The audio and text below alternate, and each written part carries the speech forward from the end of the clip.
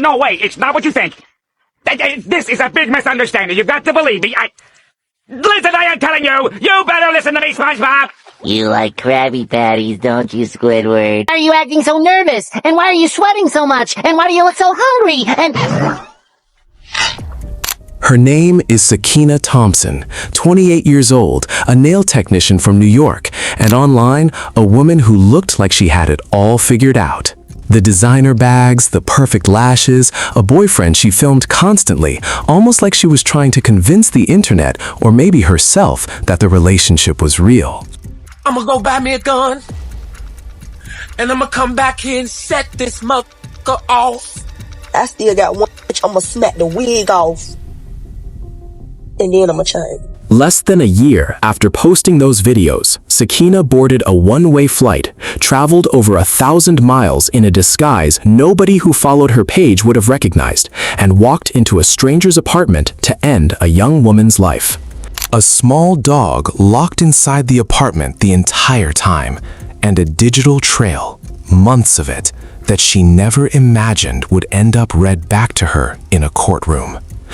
This is the story of how a jealous obsession turned into one of the most calculated murders investigators in South Florida had worked in years. I be so sick of y'all contradicting. No. Alexa, run it back. This is crazy. Oh shit, she really ran it back. But y'all really did not hear the first line, like...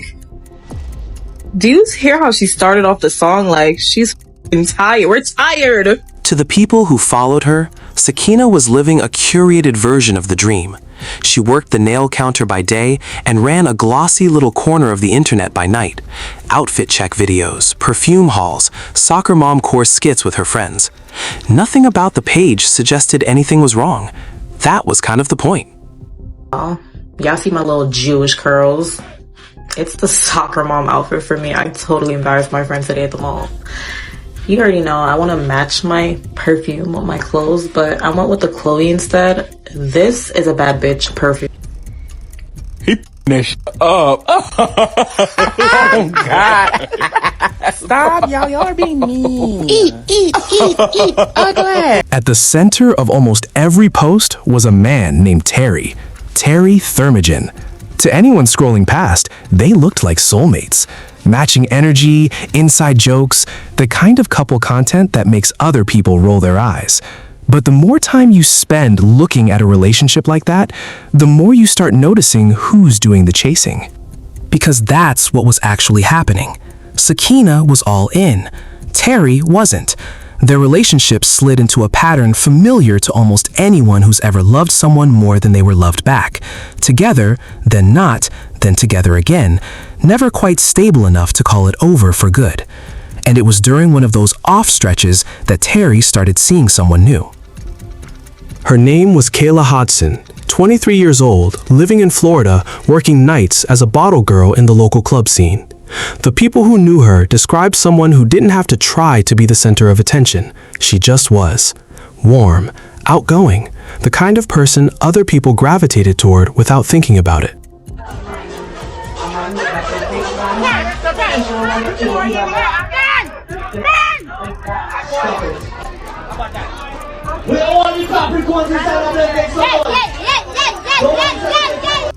For Terry, Kayla wasn't a fling.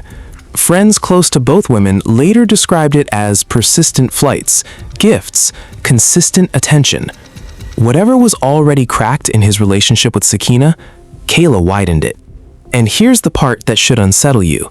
Sakina's anger didn't stay pointed at Terry, the man who was actually cheating. It shifted, almost entirely, onto Kayla. I ain't gonna lie, I like flirting just to see if I still got it, but linking up? Nah, that's crazy. What? Gotcha! Yeah. What followed was months of behavior that, looking back, reads less like heartbreak and more like a slow-motion stalking case. Kayla's best friend would later tell detectives about a string of anonymous calls, the kind where the caller goes silent the second you say hello, then waits just long enough to hiss something cruel before hanging up. She was getting harassed with prank calls. Okay. And with those prank calls, what was being said? When you say prank usually makes me think funny calls. Is it threatening calls or? More like, you go my from Miami, they'll say on the phone and they'll be like, oh, you're a whore. Leave my man alone. Like, just stuff like that. I called her back yesterday cussing her ass out with my homeboy on the other line. She was like, oh, you're showing out for your friends now. And I just kept yelling. I said, no, they're really playing on your phone. She said, like, they will be silent for a good minute. Then I would have to scream hello just for them to say hello. Like, what the... Then at the end, she was like, you know you're a whore, right? I was like, yeah, I know. Tell me something else. Then the bitch will go quiet. So the girlfriend seemed to know every time they start talking? Yes. And do you know how that is? No, the girl crazy. Excuse me. She had a tracker in his car. That's how she found out that they went out to eat, that he was picking her up. But for the most part, there's not one time that she did not know. Kayla started recognizing a pattern. Every single time she and Terry made plans, somehow this woman knew. It turned out there was a tracker hidden in Terry's car. That's how Sakina always seemed to know where they were going before they got there. Meanwhile, her TikTok page was changing. The captions got sharper, the tone got colder. Posts that might have read as generic venting to a casual viewer would later be picked apart line by investigators, because some of them weren't vague at all. Some of them were aimed directly at Kayla. I mean, thinking I ain't gonna go look on their page, I'll be looking at y'all page, and y'all can't talk about me because... Talk about it. Oh, so you're a slut. You, like, give it up really easy. You're a f***ing slut. I still got one bitch. I'ma smack the wig off. And then I'ma change. I'ma go buy me a gun. And I'ma come back here and set this mother off. And the woman posting them was about to take that anger off the screen completely. The first time Sakina tried to confront Kayla in person wasn't a chance encounter. It was an ambush. She found out which lounge Terry and his friends frequented, and she showed up early, dressed to fight, hair tied back, waiting at the bar. Kayla's friend, already inside and already spotting Sakina posted up near the entrance, warned her by text, "The girlfriend is here." Kayla never went in. Sakina waited. The bar closed. She left empty-handed. It should have ended there. Instead, Kayla made one more move. She blocked Sakina across every platform she could find her on. A clean break, at least online. You met her in person? Yes. And where was that at? Not formally meeting her, more so meeting on the terms of she was waiting for Kayla at a lounge when we were in New York. Why was she waiting for her there? Probably to fight her. Oh, she wasn't like, they weren't trying to meet up and like squash something. No, she just happened to show up where Kayla was headed. It's like that place was a frequent place for the guys to go hang out. So they knew that after, that's where they were going.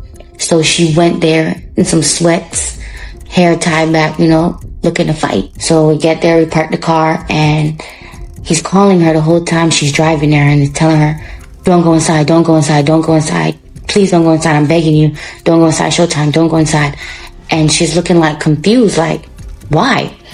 And I'm looking at her and I'm telling her, like, the girl has to be inside, Like, there's no other reason why he don't want you to go in there, like. So we ended up pulling up to Showtime, and he ends up calling her because he sees us park. And he's like, come to my car, come to my car, come to my car. And she's like, she's going to go to his car and see what he's talking about. So I ended up just still going inside. Well, I texted her first, and I was like, the girlfriend is here. And you'd already seen her at that point? I seen her at the end of the bar waiting. But no, you'd seen her online, and like, how'd you recognize her? Yeah, I seen her because she would message Kayla, so we'd look at the page and be like, okay, this the girl. So now I look on it and I'm like, okay, the girl's sitting here. So I messaged her and I was like, the girlfriend is definitely here. And then Kayla texted back and she was like, yeah, that's what he's telling me. She's inside and she was waiting for me. And then I looked down and I seen her. And when she seen me, she looked at me, then she looked past me because the person she's looking for, she knows is going to be with me. And she didn't see Kayla. So then she sat there for a little minute, waiting to see if she's going to come. Then the place was closed and then she got up and she left. In July of 2022, Sakina booked a flight from New York to South Florida. Security footage would later place her arriving near Kayla's apartment complex, dressed in a way nobody who followed her page would have recognized. A baseball cap pulled low, a dark mask, a heavy coat, completely out of step with the glamorous image she'd built online. Like 2:30 maybe. I heard a knock at the door, so I looked through the peephole, but I wasn't sure who it was, but I seen it was a woman. And when I opened the door and I poked my head out, she was talking to me. She was kind of not looking, like she was looking, but like over her shoulder. And then at one point she turned and she pulled her mask down. And she told me that she looked like someone took her bag. Like she put her bag down on the stairs, walked around the complex, told me she came back and her bag was gone. And she said, I knocked on everybody's door, or I'm knocking on everybody's door on this floor because somebody on this floor took it. She said she heard a door open and then it closed. And then I was like, I don't know what you're talking about. I don't have your bag, whatever. Then she asked me how old I was. I was like, I'm 16, whatever. And then after that, I told her I didn't have her bag and I closed the door. She left. Then about probably like 20 minutes later, I started hearing banging at the door. Like it was like somebody was aggressively banging. But I didn't come out my room, like see who it was. But I called my mom, told my mom that there was somebody banging on the door. Okay, so when you heard the banging, you didn't look out the people or anything? No. Okay, it was a short time after she was here, though? Yeah, I just stayed in my room. I didn't even come out. Okay. And this person that came to the door, do you remember what she looked like or what she was wearing? She had on like kind of like a coat, a Yankees cap, like black sweatpants. And you said she was wearing a mask. Do you remember what kind of mask? A black COVID mask. Like. Oh, okay. Yeah. This wasn't an outfit meant to be seen. It was meant to disappear into the dark. Around 2:30 that morning, a teenage neighbor in the building heard knocking. Through the peephole, a woman, masked, evasive, glancing over her shoulder more than she was looking at the door. She claimed someone had stolen her bag and that she was going door to door trying to find it. The teenager said no, shut the door, and went back to her room. About 20 minutes later, the banging started again, aggressive, insistent, the kind of knocking that makes a 16-year-old stay exactly where she is and not look outside to see who it is. Sometime around 5 in the morning, Sakina finally located Kayla's apartment. What happened next took only minutes. Kayla was stabbed 37 times. Her dog was in the apartment the entire time. Security cameras caught Sakina leaving shortly after, but detectives would later notice something investigators rarely get handed this cleanly. The disguise she'd arrived in was gone. She was wearing Kayla's clothes. 911, what's the address of the emergency? Oh, ma'am, I don't know the address. I just came. Okay, what is the apartment number? Do you know if that has a building number? I could go downstairs and check. 1 second, please. 1 second. Stay on the phone with me. What's your phone number? Hold on, now. Hold on. Oh, my God. Tell me exactly what happened. Oh, my God. Oh, my God. Hours later, a man named Raul Robinson, someone else Kayla had been seeing, who, like Terry, had a girlfriend of his own he wasn't telling about Kayla, went looking for her after she stopped answering his calls. Her dog was barking inside, her car was parked outside, but nobody was answering the door. On his second trip back, he found the door unlocked. No, with her mom, but her mom is a flight attendant. No, go in there. How do you have access to the house? Don't touch anything. These are in exactly the way they are. I didn't have. 7 Bravo 1. How far out is Bravo 2? I didn't have access. I've been. Keep pointing us pick there in the west end first. Yeah. Yes. 200. What number? 200. How did you get access inside? I don't have access. I've been calling her all morning, and she wasn't answering the phone. And I came here the first time, and I just knocked. And I was like, I seen her car. I didn't see her car in the parking lot. She always parked in the handicap. So when I came back the second time, I seen her car outside. I'm like, she has to be here. So when I came, I knocked really hard, and she has a little dog, and she didn't answer. So I just tried the door, and when I opened the door, she was on the floor. The door was unlocked. Yeah, the door was unlocked. So have you been in the house? Just now, yes, and I just came the second time. Did you see anybody in the residence? No. I just want to get some more information before I get in there. No. Okay. What he found inside is the reason this case exists. Officers who responded that day would later describe it as one of the more difficult scenes they'd worked.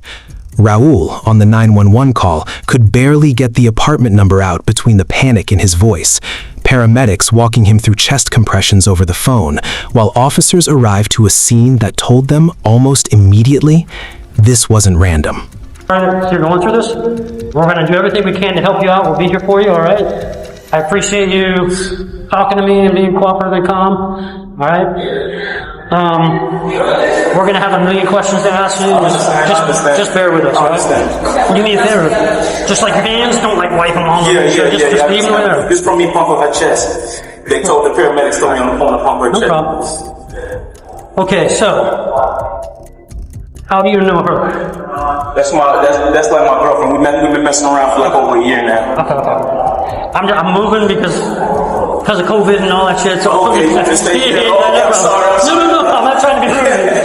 Oh, it's okay. So you've been dating her for about a year? Yes. Are you her only boyfriend? I have no idea. Okay, just no messing problem. around. Okay. And for about a year? Yes. How did you meet her? We met at a party through mutual friends. Okay.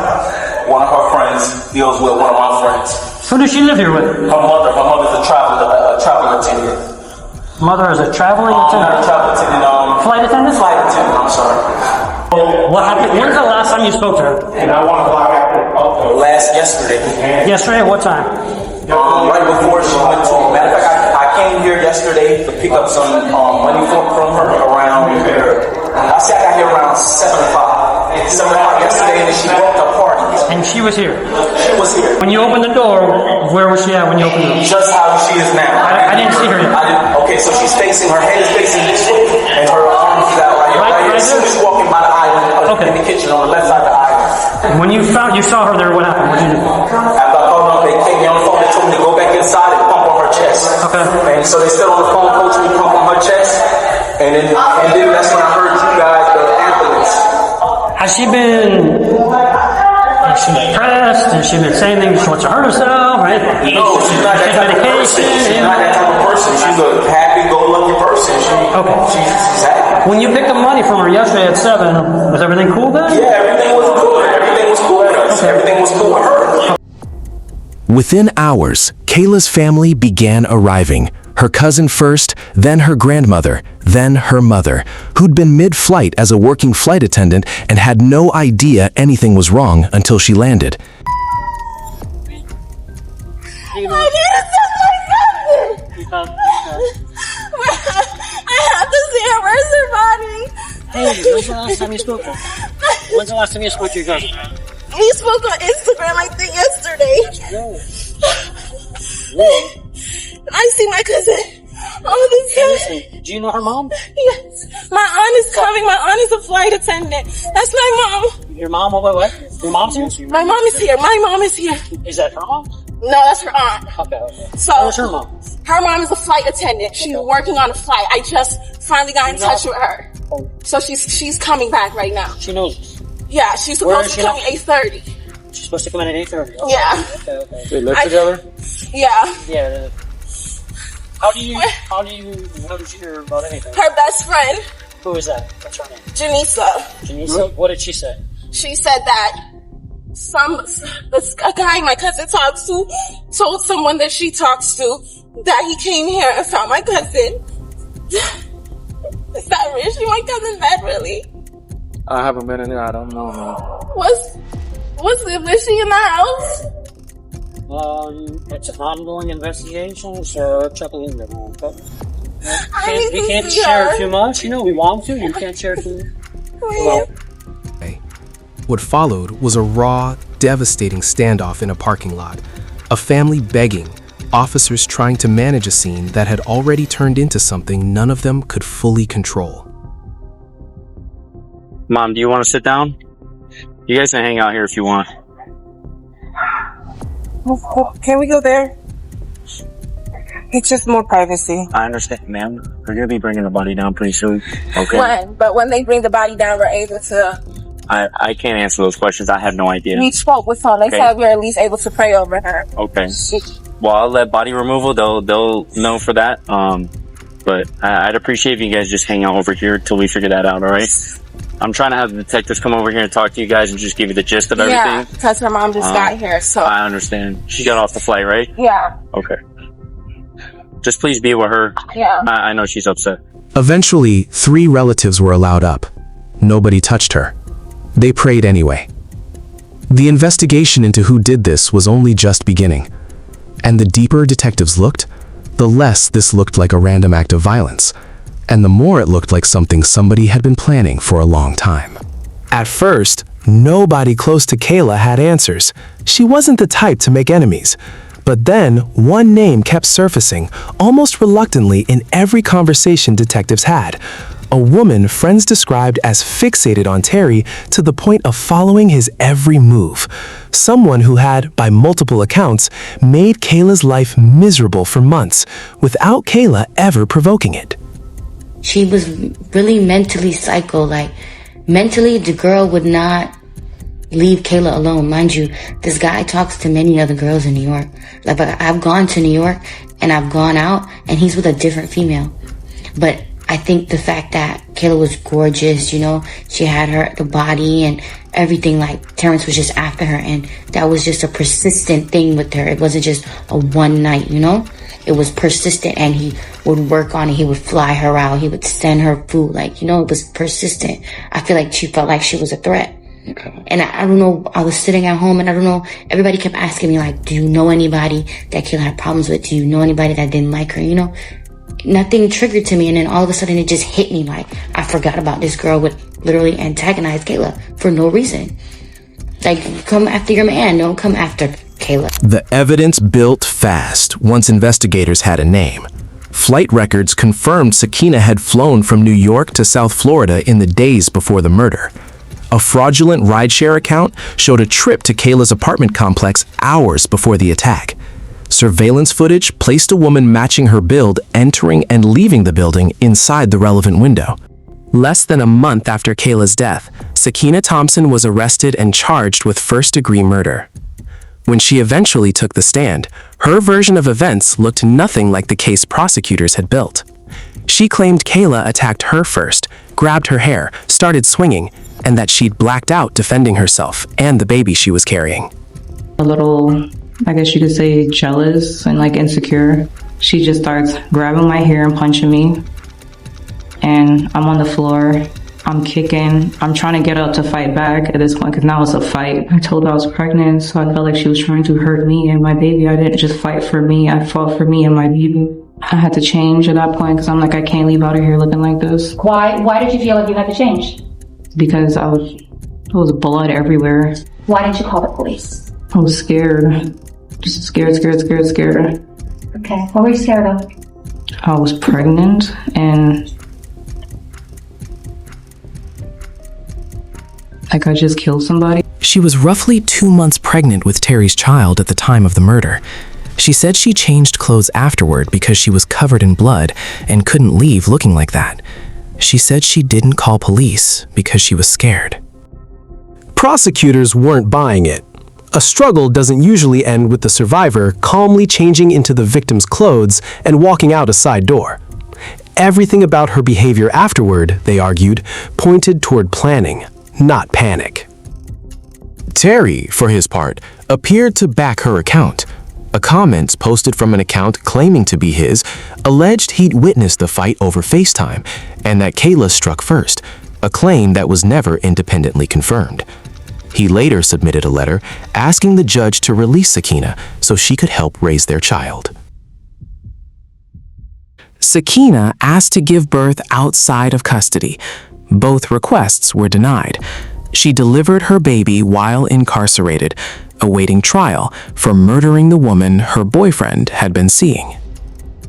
At sentencing, the judge pointed to a detail that closed the loop on the entire case. Sakina's career in the beauty industry was in part what had connected her DNA to evidence recovered from underneath Kayla's fingernails. The court called the killing heinous, citing not just the violence itself, but the deliberate way she tracked Kayla down. Sakina was sentenced to life in prison without the possibility of parole.